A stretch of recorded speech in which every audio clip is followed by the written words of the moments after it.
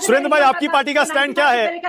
ये वक्फ बिल पर स्टैंड क्या है आपका? लेकिन गुस्सा आ रहा है, चला रही हूँ। रोजेदार के लिए गुस्सा करना। अरे नहीं, थोड़ा आप कहाँ थे ज्ञानी बाबा? बचा के रखिए। शाजिया प्लीज रुकिए, थोड़ी एनर्जी भी बचाइए, अभी डिबेट बाकी है थोड़ी। सुरेंद्र राजपूत, बताइए भाई, आपकी पार्टी का स्टैंड क्या है और क्या वाकई मुसलमानों की संपत्ति छीन लेगी सरकार?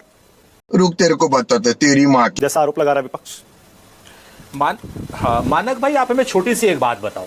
आपके पिताजी ने एक मकान बनाया या आपके दादाजी ने बनाया और आप उसके मालिक हो, तब क्या इस चीज में सरकार या कोई भी दूसरे आदमी किसी का भी कोई रोल है? और वो अचानक कहे कि दो भाइयों में झगड़ा हो रहा है, कहने नहीं साहब अब तो इसका तो फैसला, अब ऐसा है ये संपत्ति जो है अब सरकार की हो गई। कभी नहीं देता है, हम नहीं देगा, भूल जाओ। ये कोई तरीका है?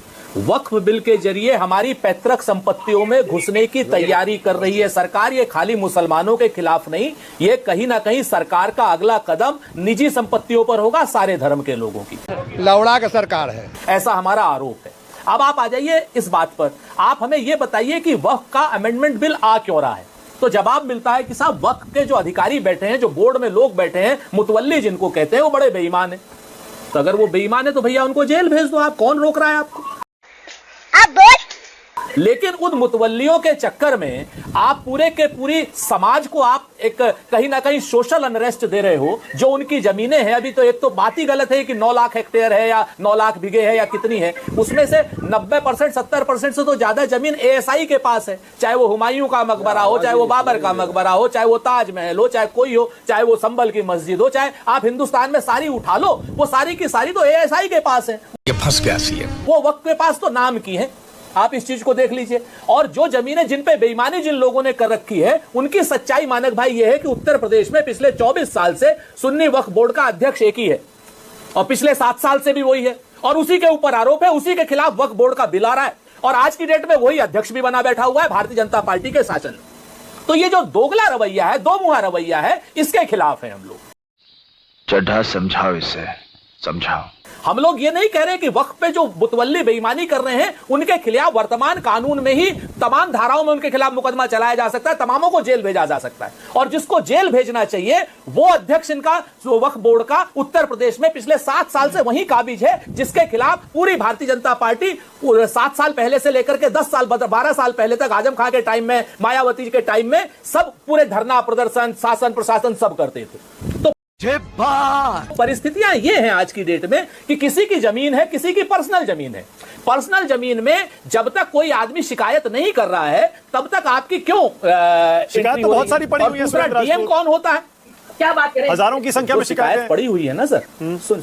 सुनिए ना, बात तो सुन लीजिए ना। हम तो हम उसको बात जी इनसे बता दीजिए कि वक्त की जमीन पर्सनल नहीं होती। शाजिया 1 by 1 उसका मतलब ये वक्त एक दी होती है चैरिटी के लिए। वो मुझे औकाफ का, अरे भाई आप सुनना तो नहीं चाहते। बोलिए सुरेंद्र राजपूत, बोलिए सुरेंद्र राजपूत, एक एक करके शाजिया प्लीज बोलने दीजिए। हाँ बोलिए सुरेंद्र राजपूत। यार ये मानक भाई क्या है ये सब? ये इतने कमजोर लोग, इतने कमजोर तर्क हैं इनके पास कि दूसरे के बीच में बोलने की जरूरत हम तो नहीं बोले ना इनके बीच में। पता नहीं है इसलिए आप मुझे कमजोर बोल रहे हैं। आप जानते हैं कि आप मूल रूप से बेहूदी। अब सुरेंद्र राजपूत आपका टाइम है, आइए मुद्दे पर। बेहूदी हैं आप, आइए मुद्दे अच्छा बात नहीं पर आइए और बोलिए।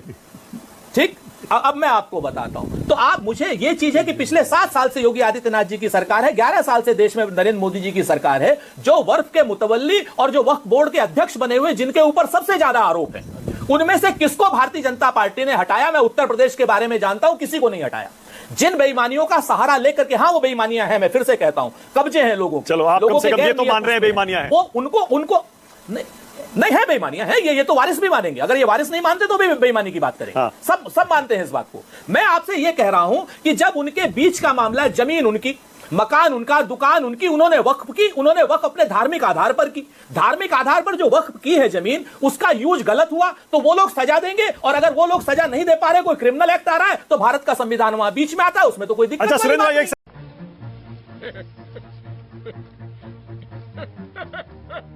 सेकंड देखिए, मेरी जानकारी थोड़ी कम है इस मामले में, मैं चाहता हूं आप ही थोड़ी बढ़ा दीजिए। आपने कहा ना मौजूदा कानूनों में प्रावधान है कि अगर वक्फ की बोर्ड को कोई किराए पर देता है, कब्जा कर लेता है, तो मौजूदा कानूनों में ही उसे सजा दी जा सकती है। कैसे, जरा मुझे थोड़ा समझा दीजिए, कौन सी धाराएं लगेंगी, जरा बता दीजिए। आप उसका वक्फ मैं बताता नहीं, मैं वकील नहीं हूं, तो वारिस भाई बताएंगे, वकील हैं वो और इसी मामलों के वकील हैं कि कौन सी धाराएं लगेंगी तो वो तो बताएंगे। लेकिन भारत का संविधान हमारा बहुत स्पष्ट है, अगर कोई बेईमानी कर रहा है तो उसके खिलाफ क्रिमिनल कोर्ट में प्रोसीडिंग होती है, उसमें ना कोई किसी चीज की कोई दिक्कत होती है। सुरेंद्र भाई, बेईमानी की परिभाषा भी होनी चाहिए ना, आपको भी पता है बेईमानी की परिभाषा नॉर्मल लॉ में कहां से आएगी बताइए। मैं बताता हूं बेईमानी, बेटा लगता है तुम खा के ही मानोगे। सुन लीजिए, बेईमानी की परिभाषा तो सीधे सीधे से यह है कि आपने किसी की जमीन, जो वक्फ की जमीन है, जो किसी धर्म के कार्य के लिए जमीन है, उसको आपने बेच दिया। वो जो मुतवल्ली है और वो जो वक्फ बोर्ड के अध्यक्ष हैं जो बेईमान है, मैं फिर से कहता हूं, उन लोगों ने बेच दी जमीन फ्रॉड पेपर करके।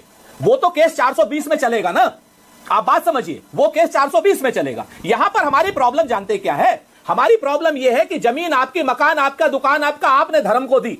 मान लीजिए हिंदुओं में आपने धर्म को, आपने मंदिर को दी, उसमें सरकार कहां से क्यों आ रही है? क्यों गैर मुस्लिम सदस्य को ला रही है? सबके सब चोर हैं साले। क्यों डीएम को उसका मालिक बना रही है? और अगर ये सब चीजें नहीं है तो 44 से ज्यादा डिस्टेंट नोट हमने दिए वक्फ बोर्ड के बिल में, जगदंबिका पाल की कमेटी को, उनको सारों को हमारे यहां से किनारे कर दिया। हम तो कहते हैं वक्फ बोर्ड का अमेंडमेंट बिल आए, चर्चा हो, उस चर्चा में जो डिसिडेंट्स नोट है, डिसेंट्स नोट्स हैं हमारे, उनको शामिल क्यों नहीं कर रहे हैं आप?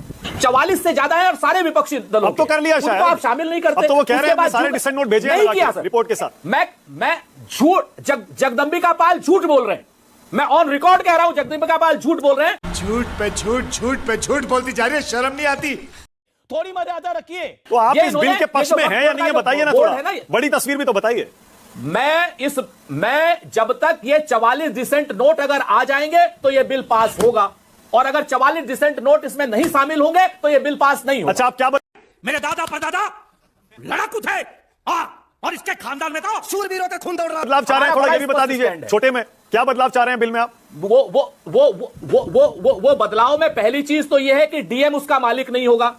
दूसरी चीज यह है कि उसमें क्या नाम, गैर मजहबी कोई आदमी क्या नाम उसमें सदस्य नहीं बनेगा। इस तरीके के 44 डिसेंट नोट से अगर आप चाहेंगे तो लंबे, तो डीएम नहीं होगा तो कौन बनेगा फिर? मैं भेज दूंगा। डीएम की जगह किसके हाथ में पावर देना चाह रहे हैं आप? ये मैं तेरा दोगलापन उतारता हूं। डीएम की जगह पे आप कम से कम एक कॉन्स्टिट्यूशनल बॉडी बनाइए, उस बॉडी में उनके लोग शामिल हो, जिनकी जमीनें हैं, उनके लोग शामिल हो, और वो लोग डिसाइड करें। आप किसी आदमी अच्छा, मतलब आज के डेट में आप वक्त, अच्छा ठीक है, ऑलराइट, मतलब सुरेंद्र राजपूत ये कह रहे हैं, ठीक कहा है, लवणेन भोज्यम।